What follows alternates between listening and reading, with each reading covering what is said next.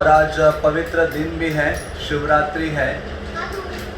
और हम यहाँ जो श्रील प्रभुपाद ने 108 मंदिर बनवाए थे अपने जीवन अवधि में, उनमें से प्रभुपाद ने जो सबसे आखिरी मंदिर बनवाया था, मतलब प्रभुपाद ने जिसका शिलान्यास किया था 108वां मंदिर, तो ये भुवनेश्वर है। तो ये बहुत इसकी विशेषता है और बहुत महिमा है। भुवनेश्वर के बारे में बहुत कुछ शास्त्रों में वर्णित है। और जब हम यात्रा में निकलते हैं तो हमें अपने उद्देश्य को जानना चाहिए कि मैं क्यों यात्रा में जा रहा हूँ। एक तो हमारा उद्देश्य होता है कि रोज़ की मरने वाली ज़िंदगी से थोड़ा सा बाहर निकलते हैं, कि थोड़ा सा रिफ़्रेश होकर आते हैं। और दूसरा है कि हम जब किसी धार्मिक स्थल में जाते हैं, भगवान का जो धाम है वहाँ जाते हैं, तो हमारा कई उद्देश्य होने चाहिए। उनमें से 2 प्रमुख उद्देश्य होने चाहिए। क्या कि एक तो मैं अपने आप को शुद्ध करने के लिए उस स्थान में जा रहा हूँ, और दूसरा भगवान को वापस धाम से अपने स्थान में ले जाने के लिए मैं आया हूँ। जैसे मैं हमेशा द्वारका यात्रा का उदाहरण देता हूँ कि 2 लोग यात्रा में गए थे, एक थे दुर्योधन और दूसरे थे अर्जुन।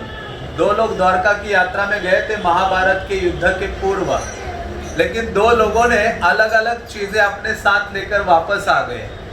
तो जो दुर्योधन है वो द्वारका से जब वापस गए तो भगवान की जो शक्ति है वो, उसकी कामना दुर्योधन के हृदय में थी, और भगवान की शक्ति को लेकर, मतलब बाकी जो भी फैसिलिटीज़ हैं उनको लेके पहुँचे। तो उसी प्रकार से जब हम धार्मिक स्थान में जाते हैं, वहाँ अलग अलग प्रार्थनाएं करते हैं और कुछ भौतिक याचनाएं करते रहते हैं।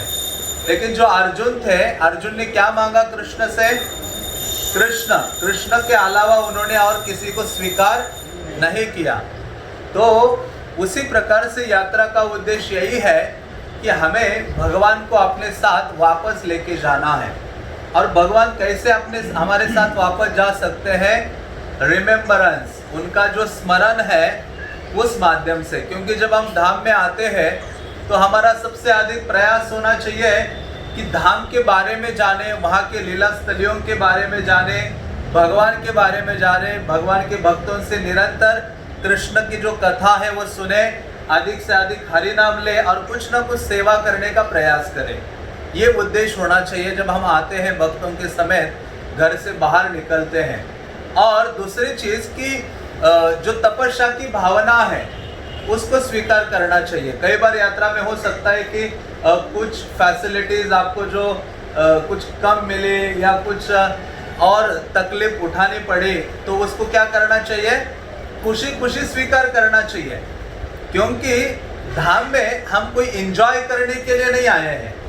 जब ये भावना होती है एंजॉयमेंट की, तो कृष्ण हमसे लाखों मील क्या है? दूर है। तो इसलिए प्रभुपाद कहते थे जब हम आते हैं तो कुछ तपस्या भी उठानी पड़ी, तो हमें हंसते हुए उसको स्वीकार करना चाहिए। और बल्कि हमें भक्तों के संग में तपस्या करने का बल या शक्ति प्राप्त होती है। तो इसलिए जब हम आए हैं तो अपने जो ये दिन है उनका बहुत अच्छी तरह से इस्तेमाल करना चाहिए। जितना अधिक हो सके सांसारिक जो चर्चाएं हैं, दिल्ली के जो विषय हैं, उनको दिल्ली में ही छोड़ दें। और जब हम यहाँ आए हैं तो प्रयास करें जिन चीज़ों के बारे में हमें पता नहीं है, दूसरे भक्तों से पूछें, दूसरों से सुने, उनसे दूसरों से सीखें। तो क्या होगा कि हमारे जीवन में कृष्ण अधिक से अधिक आने लगेंगे। तो इस प्रकार से ये भावना हृदय में धारण करके हमें इस यात्रा में भाग लेना चाहिए और आनंद से सभी लीला स्थलों में जाकर भगवान का दर्शन करना चाहिए, प्रार्थना करनी चाहिए। कोई प्रार्थना नहीं आती तो भगवान से बोलना चाहिए, भगवान ऐसी कृपा करो कि मुझे प्रार्थना कैसे करनी उसकी बुद्धि प्रदान करो, ताकि मैं आपसे क्या करूं? प्रार्थना करो। और कोई प्रार्थना नहीं है तो एक प्रार्थना सरलता से लेनी चाहिए। हाँ, जहाँ भी जाए, हे कृष्ण, हे वैष्णव ठाकुर, हे आचार्य देव, आप क्या करो, मेरा जो अनुराग है भगवान के नामों का जप करने के लिए वो 0 है। मेरा जप करने में मेरा ना मन लगता है ना मेरी रुचि है। तो आप क्या कीजिए, मुझे वो शक्ति दीजिए जिसके कारण मेरे जीवा से क्या निकले सदैव, हरे कृष्णा कृष्णा जोर से हरे हरे, हरे राम राम राम हरे हरे। तो कम से कम ये प्रार्थना कर सकते हैं। तो प्रभुपाद कहा करते थे ये सर्वोत्तम और सिंपल एंड सबलाइम प्रेयर है, सरल और सर्वोत्तम प्रार्थना ये हरे कृष्ण महामंत्र है। तो हमारी जो शुरुआत है भुवनेश्वर से हो रही है, और भुवनेश्वर अपने एक दिव्य लीला स्थली, दिव्य स्थान के लिए प्रसिद्ध है, और वो है लिंगराज महादेव। किसके लिए? लिंगराज महादेव। शिव जी के जो हजारों शिवलिंगास है, चाहे वो 12 ज्योतिर्लिंग हो या लाखों करोड़ों शिव जी के जो स्थान हो, वाराणसी हो, उन सब में जो श्रेष्ठतम स्थान है वो ये भुवनेश्वर है। क्यों है? उसके पीछे पुराणों में बहुत सारे घटनाएं हैं, इतिहास है, कथाएं हैं, और आज हम शायद वहाँ नहीं जा पा रहे हैं शिव जी का दर्शन करने, तो कोई ठीक है। लेकिन जब हम शिव जी के बारे में सुनेंगे तो वो दर्शन से भी क्या है, श्रेष्ठ माना गया है। भागवतम के दूसरे स्कंद में वर्णन आता है कि जो भक्त है वो अपने कानों के माध्यम से सुनता है। श्रुत इक्षिता पथ, मतलब भगवान को पाने का जो रास्ता है वो है कान। क्या है? कान। इसलिए चैतन्य महाप्रभु कहते हैं कि हर एक व्यक्ति के हृदय में कृष्ण के लिए प्रेम की भावना है, लेकिन अभी वो प्रेम की भावना ढक गई है, और वो प्रेम की भावना हमें क्या करनी है? जागृत करनी है। जैसे प्रभुपाद उदाहरण देते हैं, एक केला है और केले की छिलका निकालोगे तो उसके अंदर क्या मिलेगा? केला मिलेगा। उसी प्रकार से ये जो हृदय है ना, अभी संसार के लिए प्रेम है, इस मेरे भारत महान है उसके लिए प्रेम है, घर की छोटी छोटी वस्तुओं के लिए प्रेम है, सांसारिक लोगों के लिए प्रेम है। मूलतः हमारा जो प्रेम किससे है? कृष्ण से है। लेकिन अभी वही भौतिक चीजों से ढक गया है, भौतिक अटैचमेंट, आसक्तियों से ढक गया है, तो उसको वापस जागृत करना है। तो क्या है? भगवान के बारे में ज्यादा से ज्यादा सुनना, हरि नाम को सुनना, भगवान के नाम रूप गुण लीला आदि को सुनना। जितना अधिक व्यक्ति सुनेगा वो उतना नजदीक कृष्ण के पहुंचेगा, क्योंकि शुद्ध होने के लिए और कोई दवाई नहीं है, दवाई यही है कृष्ण कथा। इसलिए श्रीमद् भागवतम के दशम स्कंद की शुरुआत में ही परीक्षित महाराज कहते हैं, भव औषधि स्तोत्र मनोभिरामात्, कि ये जो कृष्ण कथा है ये भव औषधि है। हाँ, भगवान के बारे में सुनना ये परम औषधि है।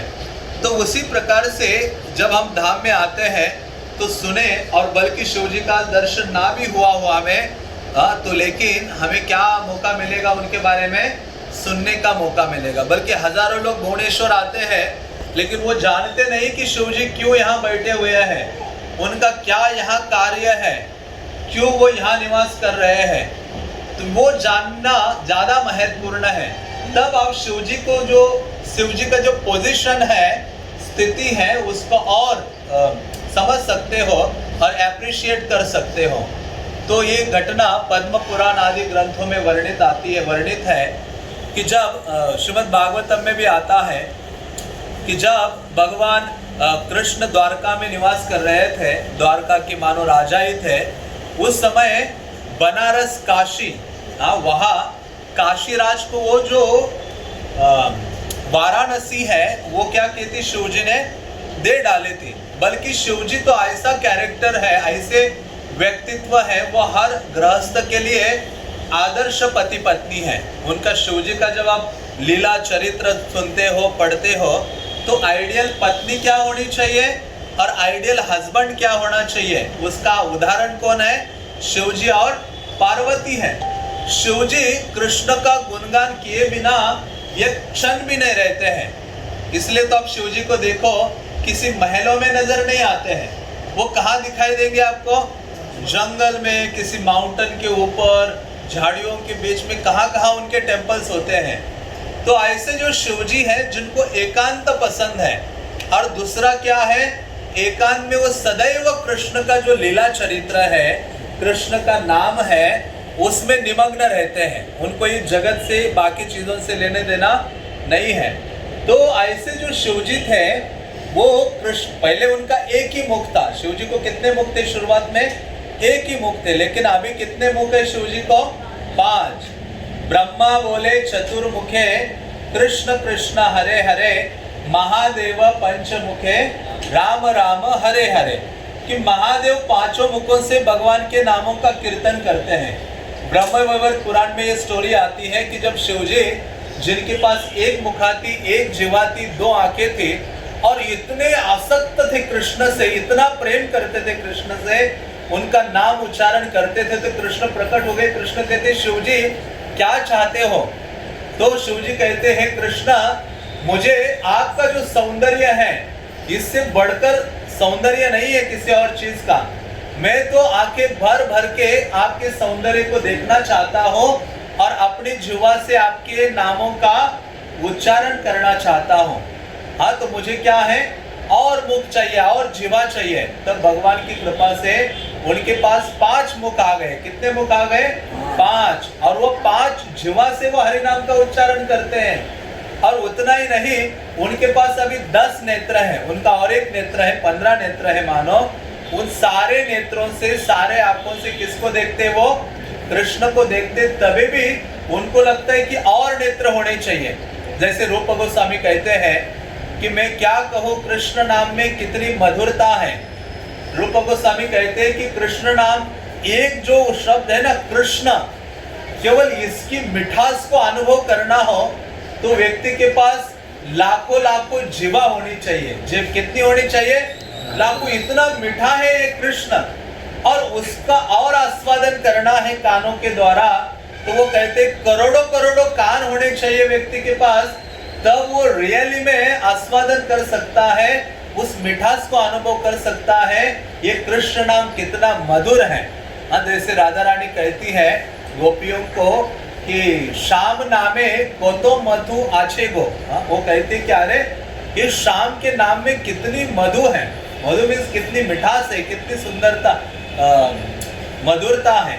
तो उसी प्रकार से ये जो शिव जी है, इतने भगवान के नाम और लीला से आसक्त है, और फाइनली उनका विवाह हो जाता है सती से, पार्वती से। बल्कि शिव जी कहते, कृष्ण कहते हैं, तुम्हें ना जो सिंह के ऊपर बैठती है दुर्गा, उनसे विवाह करना चाहिए।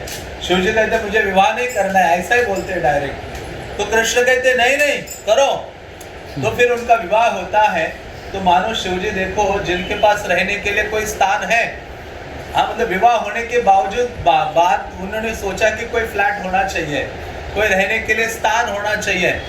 तो अपनी पत्नी, विवाह हुआ और पत्नी को लेकर, पहले वो पेड़ के नीचे ही रहते थे, लेकिन अभी पत्नी को लेकर कहाँ रहने लगे? फिर से वही पेड़ के नीचे। लेकिन एक कार्य करते थे, और वो कार्य क्या है? शिवजी, भागवत आदि ग्रंथ कहते हैं कि शिवजी निरंतर कृष्ण कथा कहते हैं। जितने भी कृष्ण कथा करने वाले भक्त हैं ना, उनमें अनंत से सर्वश्रेष्ठ है, उनके पास शिवजी का नंबर आता है। शिवजी सदैव कथा करते रहते हैं, सदैव श्रीमद् भागवतम और सारे ग्रंथों का उच्चारण करते रहते हैं, कृष्ण का गुणगान करते हैं। ऐसे जो शिव जी का विवाह हुआ तो अपने पत्नी को लेकर पेड़ के नीचे बैठ गए। तो पत्नी, नया नया विवाह हुआ तो बड़ी शांत थी, कुछ नहीं, कंप्लेंट नहीं कर रही थी, और वो जो भी शिव जी कथा सुनाते थे वो सुना करते थे। गर्मी के दिन पेड़ के नीचे पूरा सुना उन्होंने। ठंड के दिनों में भी जब बारिश के दिन आए तो उनकी पत्नी को लगा कि अभी कुछ तो घर होना चाहिए बड़ा विशाल, जहाँ हम रहें। तो शिवजी लेकिन एक चीज नहीं छोड़ रहे थे, कथा। तो शिवजी कृष्ण कथा कहते रहे, और जब बारिश आने ही वाली थी, बादल आ गए सब जगह, तो शिवजी ने अपनी पत्नी का हाथ पकड़ा और बादलों के ऊपर ले गए, और वहां उन्होंने कृष्ण कथा कंटिन्यू की। वो कहते कृष्ण कथा में कोई व्यत्यय नहीं आना चाहिए, बंद नहीं होनी चाहिए। तो ऐसा आसक्ति शिवजी का कृष्ण कथा के प्रति है। और उनकी जो पत्नी है, चाहे सती हो या पार्वती हो, उनका आकर्षण कृष्ण की कथा को सुनने के लिए क्या है? सर्वोत्तम है। आप कोई भी पुराण पढ़ोगे ना, उसमें आपको जरूर ये शिवजी और पार्वती का संवाद मिलेगा। पार्वती देवी सदैव पूछती है कि मुझे ना ये प्रश्न है, मतलब सबसे ज्यादा शास्त्रों में प्रश्न किसने किए हैं, तो वो कौन है? कौन सी स्त्री है? पार्वती है, जिन्होंने हजारों प्रश्न पूछे हैं। चाहे वो कई राजाओं के बारे में हो, तुलसी के बारे में हो, वृंदावन के बारे में हो, धाम के बारे में हो, जगन्नाथपुरी के बारे में हो, सभी के बारे में ज्यादा से ज्यादा पार्वती ने पूछा है। और ज्यादा से ज्यादा कृष्ण कथा का उत्तर किसने दिया है? शिवजी ने दिया है। तो ऐसे जो शिवजी है और पार्वती निरंतर कृष्ण कथा में मग्न रहते थे। फाइनली उन्होंने एक स्थान बनवाया, काशी का निर्माण किया, सुवर्ण नगरी। और जब उसका ओपनिंग था, गृह प्रवेश था, उस समय सभी को आमंत्रण दिया, देवतागण सभी लोग वहां आ गए। सभी आ गए तो शिवजी और पार्वती जो भी वहां आता था, वापस जब जाते थे तो कुछ ना कुछ उनको भेंट स्वरूप प्रदान करते थे। तो फाइनली शाम को एक आखिरी में एक ब्राह्मण आया और उनको देने के लिए शिवजी ने देखा, पार्वती को पूछा कुछ है? सबसे आखिरी में वो पहुंचा था। तो कहा कुछ नहीं है। तो शिवजी ने क्या किया, इतना उदार हृदय है उनका, क्या किया उन्होंने, जिस घर का गृह प्रवेश आज ही था उसी दिन उसको घर को क्या किया, उन्होंने दान कर दिया और पार्वती को पकड़कर निकल गए। तो ऐसे मान है शिवजी। तो ऐसे जो शिवजी है, इसलिए भागवतम में कहते हैं सारे पुराणों में श्रीमद् भागवतम श्रेष्ठ है। निम्न गानाम यथा गंगा, सारी नदियों में जो नीचे की ओर बहती है उसमें गंगा सर्वश्रेष्ठ है। उसी प्रकार से वैष्णवानाम यथा शंभु, जितने भी वैष्णव हैं, भगवान के भक्त हैं, कृष्ण के भक्त हैं, उनमें सबसे श्रेष्ठ भक्त कौन है? शिवजी है। तो शिवजी को अलग दृष्टिकोण से नहीं देखना चाहिए कि वो एक अलग देवता है या फिर मतलब भगवान है, इस दृष्टिकोण से नहीं। उनको कैसे देखना चाहिए और किस भावना से प्रणाम करना चाहिए? शिवजी भक्तों में सबसे बड़े भक्त हैं, इस भावना से उनको अप्रोच करना चाहिए, उनको प्रणाम करना चाहिए और उनकी कृपा को स्वीकार करना चाहिए। तो ऐसे जो शिवजी है वाराणसी में रहे और वो फिर आगे चलकर उस काशीराज को भी उन्होंने वो प्रदान की और वहाँ से वो निकल पड़े। तो उस समय जो राजा हुए आगे चलकर काशीराज, उन्होंने बहुत तपस्या की शिवजी के लिए और शिवजी प्रसन्न हो गए। और शिवजी ने कहा, इन्होंने कहा मैं कृष्ण को डिफीट करना चाहता हूँ, कृष्ण को मारना चाहता हूँ, पराजित करना चाहता हूँ, हे शिवजी आप मेरी सहायता करो। तो शिवजी ने कहा ठीक है, आप आगे चलो सेना लेके, मैं तुम्हारे पीछे मेरी सेना लेके आता हूँ। कभी कभी शिवजी थोड़े मोहित हो गए, किसके अगेंस्ट निकल पड़े थे लड़ाई के लिए? कृष्ण के। अपने जो बॉस है, अपने जो स्वामी है, उनके अगेंस्ट निकले शिवजी। और जब युद्ध हुआ तो ये जो काशीराज था काशी का, उसने अपनी सारी प्रजा को कहा कि मैं अभी कृष्ण के साथ युद्ध करने के लिए जा रहा हूँ और जब जाऊंगा कृष्ण की जो गर्दन है वो अलग करके काशी में गिरा दूंगा, तो आप देख लीजिए मेरे पराक्रम को। तो वो सब लोग फिर ये जो काशीराज युद्ध के लिए जाता है कृष्ण के सामने, और जब युद्ध वहाँ होता है तो कृष्ण क्या करते हैं, अपने सुदर्शन के द्वारा काशीराज का जो सर है वो अलग कर देते हैं और काशी में वो गिर पड़ता है। तो काशी के निवासी दौड़ते हैं देखने के लिए, और काशी के निवासियों ने देखा कि ये किसका सर है, उन्हीं के राजा का है, काशीराज का। तो वो सुदर्शन फिर देखा कि ये काशीराज कृष्ण के साथ युद्ध करने के लिए तैयार है और काशीराज के पीछे शिवजी है अपनी सारी सेना के साथ, और शिवजी के पास अपना पाशुपत अस्त्र है, भगवान के पास अपना सुदर्शन है। तो सुदर्शन उनके पीछे लगा और सुदर्शन लगे शिवजी के पीछे लगा। शिवजी जहां तहां जा रहे, पूरे उनको जल रहे थे शिवजी। क्योंकि सुदर्शन ने कहा अच्छा कृष्ण के अगेंस्ट आप खड़े हो गए हो, आपकी अभी खैरियत नहीं है। तो शिवजी दौड़ रहे थे। फाइनली शिवजी आते, दौड़ के किसके चरणों में गिरते हैं? कृष्ण के। और कृष्ण के चरणों में गिरकर कृष्ण से कहते हैं मुझे क्षमा कर दीजिए, मुझसे गलती हो गई है। तो कृष्ण वहां डांटते हैं और शिवजी कहते हैं आप मुझे सदैव अपने चरणों में स्थान प्रदान कीजिए। तब कृष्ण कहते हैं कि तुम मेरे चरणों में रहो सदैव, मेरा एक स्थान है और उस स्थान का नाम है नीलाचल। क्या नाम है? नीलाचल जगन्नाथपुरी। ऐसा मेरा धाम है जहां व्यक्ति एक बार में प्रवेश कर लेता है उस धाम में तो उसका पुनर्जन्म नहीं है। उस धाम में जो साधारण पशु भी है वो चतुर्भुज रूप में है। तो इस प्रकार से उनको प्रार्थना, उनको भगवान कहते हैं, वो कहते हैं, कृष्ण कहते हैं वो जगन्नाथपुरी ऐसा धाम है, वहाँ यदि कोई सो भी जाता है तो कृष्ण कहते हैं वो मुझे दंडवत मार रहा है। और कोई चलता भी है उस धाम में, कृष्ण कहते हैं उसने हजारों आश्रमों में जितने भी यज्ञ है वो पूरे किए हुए हैं। तो ऐसे कई ग्लोरीज जगन्नाथपुरी के शिव जी को बताते हैं। और वहाँ कहते हैं, वहाँ उसी के नज़दीक इस एक स्थान है जिस स्थान का नाम है एक आम्र कानन। क्या नाम है? एक आम्र कानन। एक मीन्स वन, आम्र मीन्स मैंगो, और कानन मीन्स एक ट्री है बड़ा सा। तो ये आम का वृक्ष था यहाँ, और वो कई मील चारों ओर उसकी छाया पड़ती थी। इतना विशाल वो वृक्ष था एक आम्र कानन। कहा कि आप वहां जाकर निवास करो। और तब शिवजी भगवान का आशीर्वाद प्राप्त करके शिवजी फिर कहते हैं कि मेरा जो ये वाराणसी है ना, वो मुझे बहुत प्रिय है। वहाँ गंगा है, जानवी है, और जहाँ मणिकर्णिका घाट है जो मुझे बहुत प्रिय है। तो कृष्ण कहते हैं, अरे वो सारी चीजें यहाँ भुवनेश्वर में है, हाँ तुम यहाँ चले जाओ और वहीं निवास करो। तो शिवजी उस स्थान को छोड़कर आ जाते वाराणसी को, और हमेशा के लिए कहाँ निवास करते? अभी इधर भुवनेश्वर। भुवन के ईश्वर है, उसके कारण उनको भुवनेश्वर नाम पड़ा है। भुवन किसको कहते हैं? ये त्रिभुवन। हाँ, ये तीन जो लोक है अलग अलग, आप ऊपर वाले लोग, पृथ्वी और पाताल के जो लोग हैं, इसलिए इनको त्रिभुवन कहा जाता है। और इस त्रिभुवन का जो सेवा का कार्य शिवजी के पास है, पार्वती के पास है, तो इसलिए इनका नाम भुवनेश्वर रखा गया है। और शिवजी फिर यहाँ निवास करते हैं। तो शिवजी शिवलिंग के रूप में है, विशाल शिवलिंग है, शुभ्र और ब्लैक वर्ण का मिश्रण है। और यहाँ वो शिवलिंग कैसे विशेष है कि राउंड शिवलिंग है और उसके बीच में शालिग्राम शिला है। क्या है? शालिग्राम शिला है। इसलिए यहाँ शिवजी को बेलपत्र और तुलसी भी उस शालिग्राम पर चढ़ाई जाती है। इसलिए उनको कहते हैं हर भी है और हरि भी है, वहाँ दोनों एक साथ है। तो इसलिए ये विशेष स्थान है, क्योंकि शिवजी आने के पूर्व उन्होंने अपनी पत्नी पार्वती को कहा कि तुम पहले चले जाओ यहाँ और वहाँ जाकर मेरी आराधना करो। तो शिव पार्वती जब यहाँ आए तो पार्वती ने वो विशाल शिवलिंग यहाँ देखा और उनकी सेवा करने के लिए एक ग्वालिन जो होती है उसका रूप धारण किया।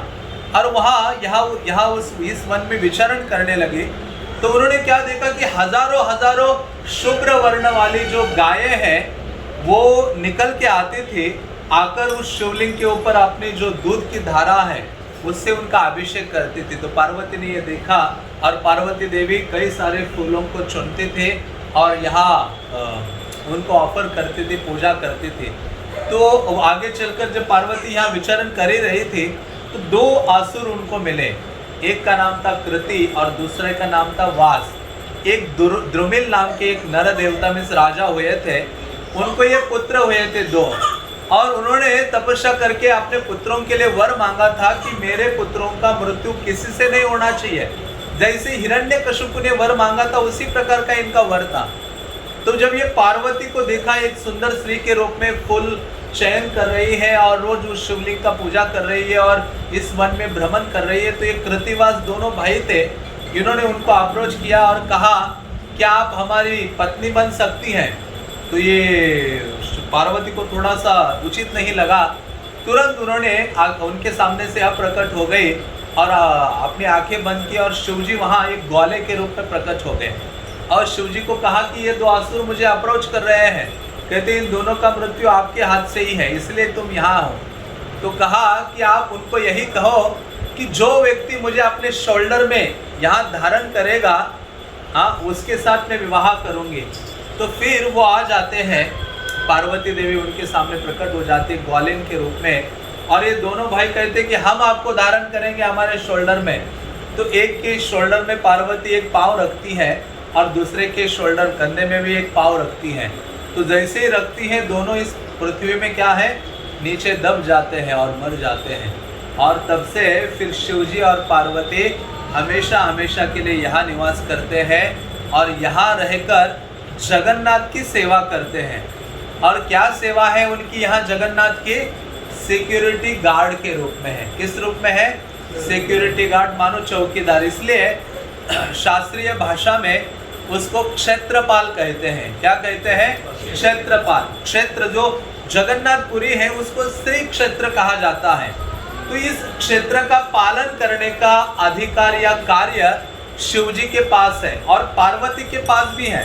आप जगन्नाथपुरी में जाओगे तो हमारे पास टाइम नहीं है। पंच महादेव हैं जिनकी अलग अलग सेवाएं जगन्नाथ के लिए हैं। एक शिवजी है जो जगन्नाथ का अकाउंट देखते हैं, सीए है वहाँ जगन्नाथ मंदिर में, और उनका नाम है पाताल मोचन, ऐसे नाम है। और ये नीलकंठेश्वर महादेव है, मार्कंडेश्वर महादेव है, लोकनाथ महादेव है। ये सारे पंच महादेव वहाँ सेवा करते हैं जगन्नाथ की। और यहाँ जो लिंगराज महादेव है ये यहाँ सिक्योरिटी मतलब संभालते हैं, गेट संभालते हैं। इसलिए जगन्नाथपुरी का गेटवे कहा जाता है। भुवनेश्वर को क्या कहते हैं? गेटवे ऑफ जगन्नाथपुरी, मतलब यहाँ से प्रवेश करना है। इसलिए बोलते हैं कि सबसे पहले जगन्नाथपुरी जाने से पूर्व भुवनेश्वर आओ, शिव जी को प्रार्थना करो, क्योंकि वो प्रवेश देने वाले हैं। एक वैष्णव की कृपा से ही, गुरु की कृपा से ही आप क्या करते हो? धाम में प्रवेश करते हो। आध्यात्मिक गुरु की कृपा, भक्तों की या वैष्णव की कृपा नहीं है तो धाम हमें साधारण लगने लगता है और हम बस ऊपर ही जाकर आ जाते हैं, लेकिन हमारे हृदय में उसका कोई प्रभाव नहीं पड़ता है। तो इसलिए कहते हैं कि शिवजी का यहाँ शिवजी को प्रणाम करना चाहिए। जब भक्ति सिद्धांत सरस्वती ठाकुर यहाँ आए थे, रेलवे स्टेशन आए, उतरे और रेलवे स्टेशन से ही उन्होंने रेलवे प्लेटफॉर्म से ही प्रणाम किया शिवजी को, वहाँ लिंगराज महादेव को, और जगन्नाथपुरी गए। तो इस प्रकार से ये बहुत विशेष स्थान है लिंगराज महादेव। और जब ये पार्वती देवी ने उन 2 असुरों को वध किया या वो पृथ्वी दफन हो गए, मर गए, तो पार्वती देवी को बहुत प्यास लगी तो कहा मुझे पानी चाहिए। तो शिवजी ने अपना त्रिशूल मारा तो ये छोटा सा कुआं, इतने छोटे साइज का एक कुआं निर्माण हो गया उसको शंकर वापी कहते हैं, आज भी है। और उसका पानी इतना मधुर और स्वादिष्ट है कि जिसको श्रील प्रभुपाद भी पिया करते थे। प्रभुपाद के जो शिष्य हैं, प्रभुपाद के लिए बड़े बड़े ड्रम में वो भर के पानी लाते थे और प्रभुपाद उस पानी को पिया करते थे। तो इस प्रकार से पार्वती देवी ने वो स्वीकार किया है। तो पार्वती देवी ने कहा उस कुएं के पानी से मेरी प्यास नहीं बुझ रही है, मुझे और बड़ा जलाशय चाहिए। तो ये लिंगराज महादेव के मंदिर के पास ही एक बहुत बड़ा सरोवर है, उसको बिंदु सरोवर कहते हैं। क्योंकि शिवजी ने फिर नंदी को भेजा पूरे ब्रह्मांड में, पूरे पृथ्वी में जितने भी तीर्थ थे वहाँ सभी का जो जल है एक एक बूंद लाया और यहाँ एक सरोवर का निर्माण हुआ, उसको बिंदु सरोवर कहा जाता है और वो बहुत पवित्रतम है। तो इस प्रकार से शिवजी यहाँ रहे। और जब शिवजी भुवनेश्वर आ रहे थे, यहाँ एकाम्र कानन में आ रहे थे रहने के लिए, उन्होंने कृष्ण से कहा कि आप यहाँ निवास कीजिए, आप मेरी रक्षा कीजिए। तो लिंगराज महादेव के मंदिर के पास सरोवर है, बिंदु सरोवर, उसके तट पर ही अनंत वासुदेव का मंदिर है। तो भगवान वासुदेव अनंत बलराम, सुभद्रा और जगन्नाथ के रूप में, अनंत वासुदेव के रूप में यहाँ भुवनेश्वर में भी निवास करने लगे। कहा कि मैं यहाँ क्या करूँगा, इस स्थान की रक्षा करूँगा। मानो भगवान अपने भक्त की रक्षा करने के लिए यहाँ रुके हैं और उनके भक्त जगन्नाथपुरी की रक्षा में लगे हैं। तो इस प्रकार से ये जो स्थल है भुवनेश्वर, वैसे बहुत महत्वपूर्ण है। चैतन्य महाप्रभु जब संन्यास लेकर यहाँ आए तो चैतन्य महाप्रभु का कुछ दिन जगह यहाँ रुके और उन्होंने लिंगराज महादेव के सामने नृत्य किया, हरे कृष्ण महामंत्र का कीर्तन किया। हरे कृष्णा कृष्णा कृष्णा हरे, जोर से हरे राम राम राम हरे हरे, हरे कृष्ण महामंत्र का कीर्तन किया और शिव अष्टकम भी बोला। हमें चैतन्य शिक्षाष्टकम पता है, लेकिन चैतन्य महाप्रभु ने एक शिव अष्टकम भी बोला। शिव जी का यहाँ उन्होंने गुणगान किया। तो इस प्रकार से ये जो स्थल है विशेष महत्वपूर्ण है और कई सारी घटनाएं भी हैं। श्रील प्रभुपाद इस स्थान में आए थे, उनके जो महानतम शिष्य हैं श्रील गौर गोविंद स्वामी महाराज, जिनका ये समाधि है, और श्रील प्रभुपाद ने उनको यहाँ आमंत्रित किया था भुवनेश्वर, क्योंकि प्रभुपाद जगन्नाथपुरी नहीं आना चाहते थे। प्रभुपाद कहते हैं कि यहाँ मैं आऊँगा और जगन्नाथ मंदिर में मेरे शिष्यों को प्रवेश नहीं देते हैं। यहाँ जगन्नाथ मंदिर में वो कहते हैं प्रवेश नहीं प्रदान करते हैं, तो इसलिए मैं आऊँगा नहीं। लेकिन गौर गोविंद महाराज ने श्रील प्रभुपाद को यहाँ इनवाइट किया, प्रभुपाद यहाँ रहे और आपकी जो गाड़ी खड़ी है उसके पास प्रभुपाद एक घास की, यहाँ कोई मंदिर नहीं था, पेड़ ही पेड़ थे, जंगल था ये स्थान जब प्रभुपाद यहाँ आए थे। और गौर गोविंद महाराज जहाँ हमारी गाड़ी खड़ी है वहाँ घास की कुटिया बना के वहाँ रहा करते थे। और श्रील प्रभुपाद के लिए उन्होंने एक बड़े होटल में अरेंजमेंट किया था, लेकिन प्रभुपाद का प्रेम अपने शिष्य के लिए इतना अधिक था, प्रभुपाद कहते मैं होटल में नहीं रहूँगा, गौर गोविंद तुम जहाँ घास की कुटिया में रह रहे हो, चारों तरफ से घास की कुटिया थी, ऊपर से साइड से उधर ही रहूँगा। प्रभुपाद यह 12 दिन घास की कुटिया में रहे हैं अपने इस गौर गोविंद महाराज के साथ। और प्रभुपाद ने जो भागवतम का दशम स्कंद है, जो आखिरी उनके जो अनुवाद है, वहाँ यहाँ ही बैठकर रात को जग के प्रभुपाद ने लिखे हैं। और प्रभुपाद ने अपने जीवन काल का जो 108वां मंदिर है, कृष्ण बलराम मंदिर कहते हैं इनको, तो इनकी जो शिलान्यास है प्रभुपाद ने किया था, तो ये विशेष स्थान है। और श्रील गौर गोविंद महाराज के बारे में कई सारा वर्णन आता है, क्योंकि गौर गोविंद महाराज बचपन से ही जगत सिंहपुर एक डिस्ट्रिक्ट है यहाँ कटक के पास, वहाँ छोटा सा एक गांव है, वहाँ उनका जन्म हुआ था। और बचपन से ही उनके माता पिता महान भक्त थे, रसिकानंद प्रभु की परंपरा से वो सारे वैष्णव थे। बचपन से ही उन्होंने शायद 7-8 साल के होंगे तब चैतन्य चरितामृत पढ़ डाला था, गीता उनको पूरा कंठस्थ थी। और वो प्राइमरी आगे चलकर बचपन से ही वो भगवान का गुणगान करते थे, हरि नाम किया करते थे।